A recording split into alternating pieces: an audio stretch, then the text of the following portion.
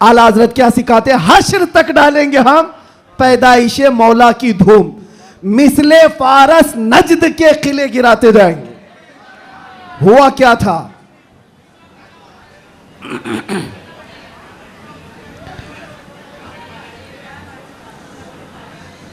कोई बात नहीं, मुझे पता है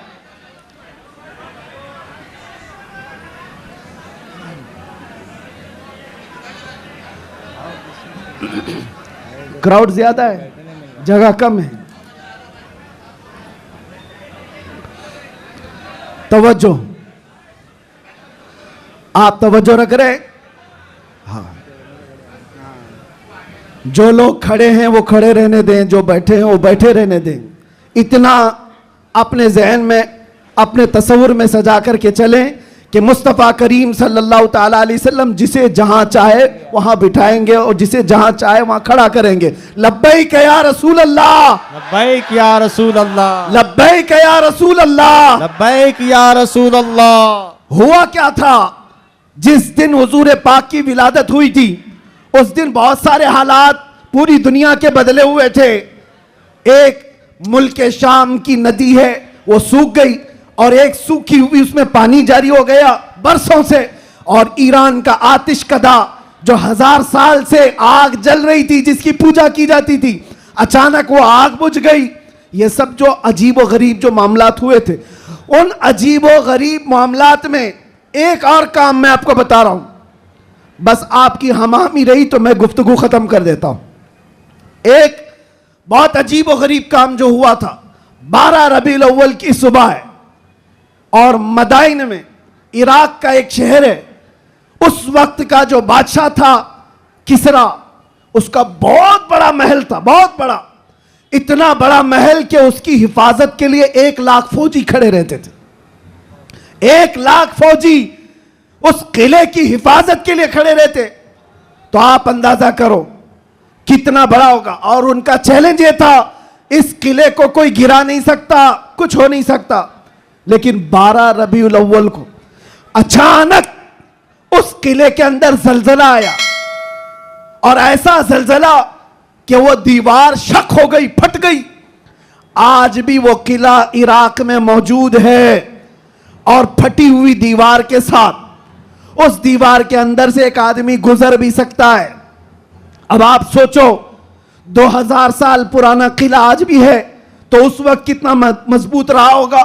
और जब हुजूर की विलादत का दिन था वो दीवार फट गई, जलजला आ गया, बादशाह परेशान हुआ, सारे नुजूमियों को बुलाया गया, काहिनों को बुलाया गया, ज्योतिषों को बुलाया गया, पूछा गया कि ये हुआ क्या, हमारा किला इस तरह से टूट नहीं सकता, कभी इसमें दरार आ नहीं सकती थी, ये हुआ कैसे, इतना बड़ा मामला। ज्योतिषों ने, काहिनों ने अपने इल्म के मुताबिक देख करके कहा यह मामला जमीन के हिलने का या सिर्फ जलजले का नहीं है, हमारा इल्म बता रहा है आज पूरी कायनात में एक कोई ऐसा मामला हुआ है जिसकी वजह से इतना बड़ा हादसा हुआ। बादशाह ने पूछा वो मामला क्या हुआ है? नुजूमियों ने कहा अरब में एक बच्चा पैदा हुआ है जिसकी वजह से तुम्हारी सल्तनत भी हमेशा के लिए खत्म होने वाली है। सुभान अल्लाह, सुभान अल्लाह। एक बच्चा अरब में पैदा हुआ है, एक बच्चा जिसकी वजह से सल्तनत किसरा भी खत्म हो जाएगी। बादशाह परेशान, लेकिन वह बच्चा कौन था उस वक्त उनको नहीं पता चला, लेकिन वो बच्चा था आमिना का लाल, अब्दुल्ला का दुलारा, मेरे रब्बे जुल जलाल का वो महबूब नबी जिसको हम अपना आका व मौला कहते हैं। अब सुनो, हुजूर की विलादत के दिन हुआ क्या था? फारस में किले के अंदर जलजला आया। तवज्जो, मैं एक शेर समझाने जा रहा हूं आला हजरत का। फारस उस इलाके को कहते हैं जो पूरा ईरान, इराक उस वक्त था। फारस में जलजला आया और किला क्या हुआ? शक हुआ और दीवार फट गई। अब सुनो, वो एक बार हुआ था जब हुजूर की विलादत हुई थी 12 रबीउल अव्वल, फारस का किला फट गया। अब आला हजरत कहते हैं एक बार किले के अंदर दीवार में दरार आई थी हुजूर की विलादत की खबर सुन करके, लेकिन अब सुन्नियों का हाल ये है, हश्र तक डालेंगे हम पैदाइशे मौला की धूम, हश्र तक, हर साल नहीं, हर महीना नहीं, हर दिन। और जब जब तुम नबी पाक की विलादत का जिक्र करोगे तो होगा क्या? आला हज़रत कहते हैं मिसले फारस, यानी फारस की तरह। अब फारस का किला नहीं हिलेगा, नजद के किले गिराते जाएंगे। सुभान अल्लाह, सुभान नारे तकबीर, नारे रिसालत, जश्न ईद मिलादुन नबी, सरकार की आमद, दिलदार की आमद, शेरे हिंदुस्तान, मुजाहिदे अहले सुन्नत। नजद के किले गिराते जाएंगे। क्यों कहा? इसलिए कि नजद के किलों में आज भी जलजला आता है तो जिक्र मुस्तफा से आता है। बाकी तो शैतान तो वहदानियत की बात पहले से करता है। शैतान को तौहीद से कोई तकलीफ नहीं, अल्लाह की वहदानियत से कोई तकलीफ नहीं थी। शैतान को तकलीफ तो रिसालत से थी।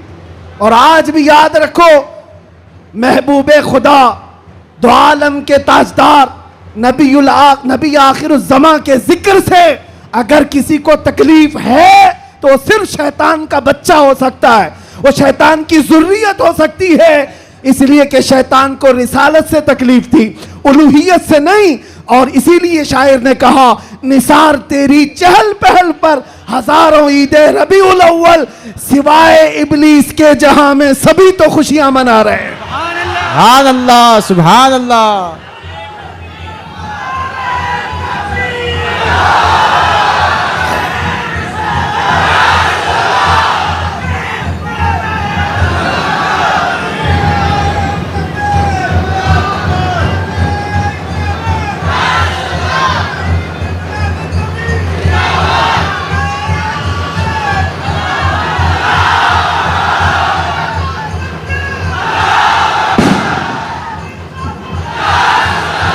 तवज्जो मेरे अजीजों, तवज्जो।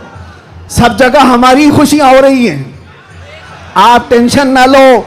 जो भी आवाज है वो हुजूर पाक की खुशियों की ही आवाज सुभान है। अल्लाह, सुभान अल्लाह। नबी पाक सल्लल्लाहु ताला अलैहि वसल्लम की आमद की है। इसलिए कि हम ये मानते हैं जो कुछ भी है दुनिया में खुशी मनाने का सबब कुछ है, वो जो न थे तो और वो जो ना हो तो। अरे जान है वो जहान की, सिर्फ मुंबई की नहीं, जान है वो जहान की, और जान है तो जहान है। अकीदा है ना इस बात पर आपका? अब सुनो, तवज्जो इधर। इन दीवानों को हर जमाने में बहुत सारे लोगों ने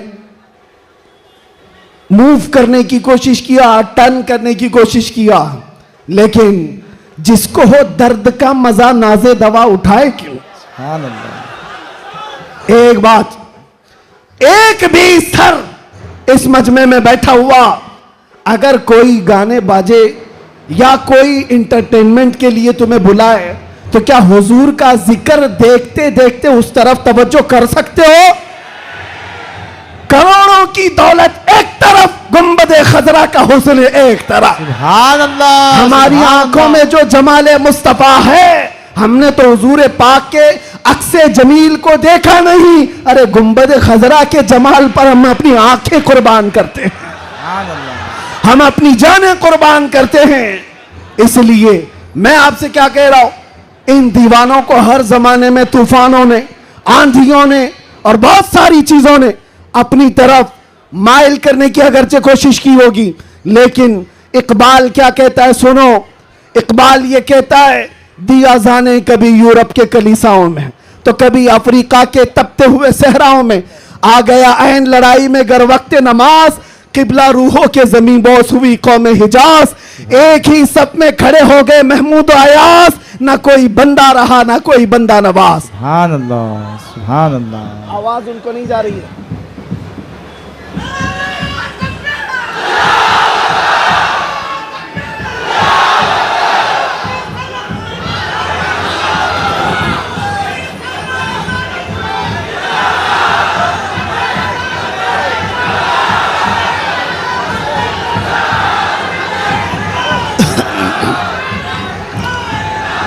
तवज्जो।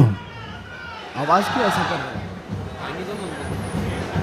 क्यों आवाज में तकलीफ है?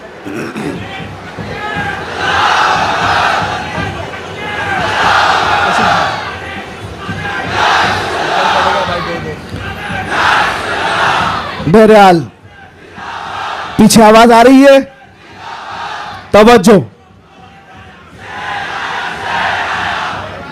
बस बस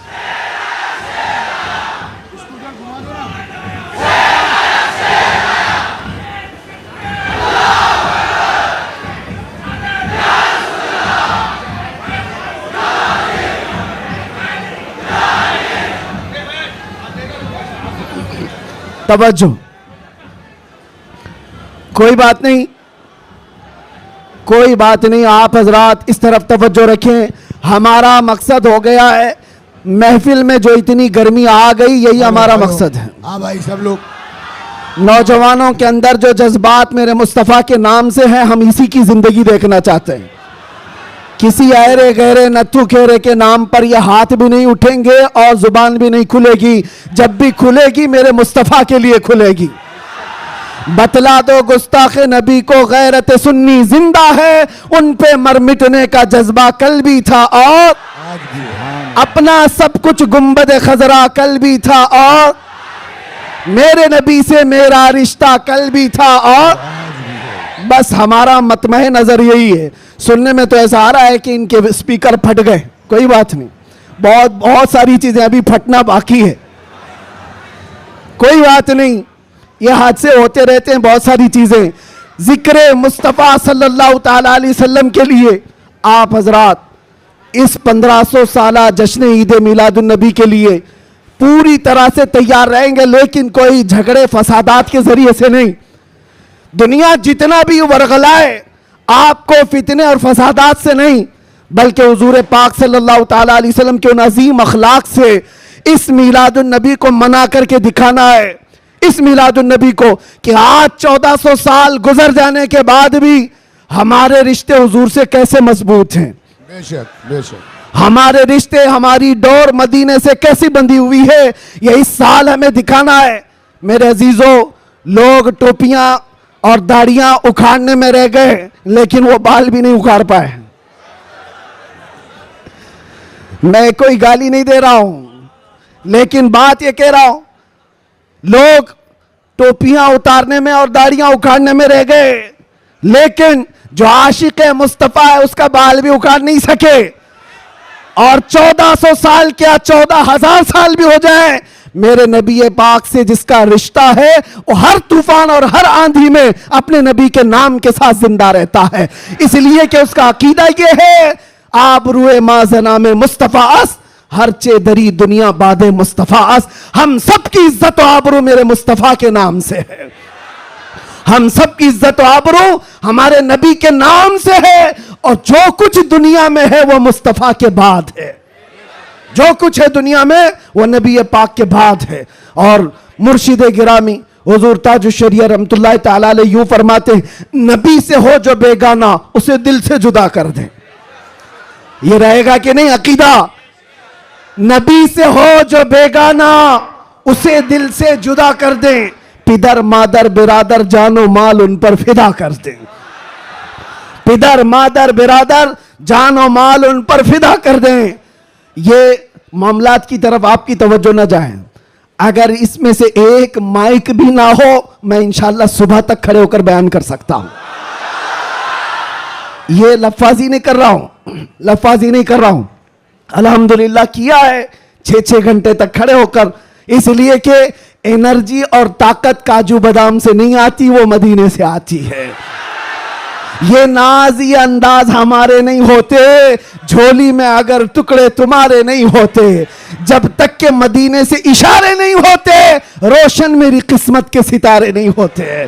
और आप सबको एक मैसेज दे जा रहा हूं, हमारी इज्जत, हमारी ये अहमियत लोग आज पलकों पर बिठाकर चलते हैं और देखने के लिए उमड़ पड़ते हैं। तो इसलिए नहीं कि मैं बहुत बड़े किसी नेता से ताल्लुक रखता हूं या किसी पार्टी का सरकर्दा अहम रुकन हो, नहीं, बल्कि आपको भी वो मैसेज देता हूं, बेदाम ही बिक जाइए बाजार नबी में, बेदाम ही बिक जाइए बाजार नबी में। अरे इस शान के सौदे में खसारे नहीं होते, इस शान के सौदे में खसारे नहीं होते।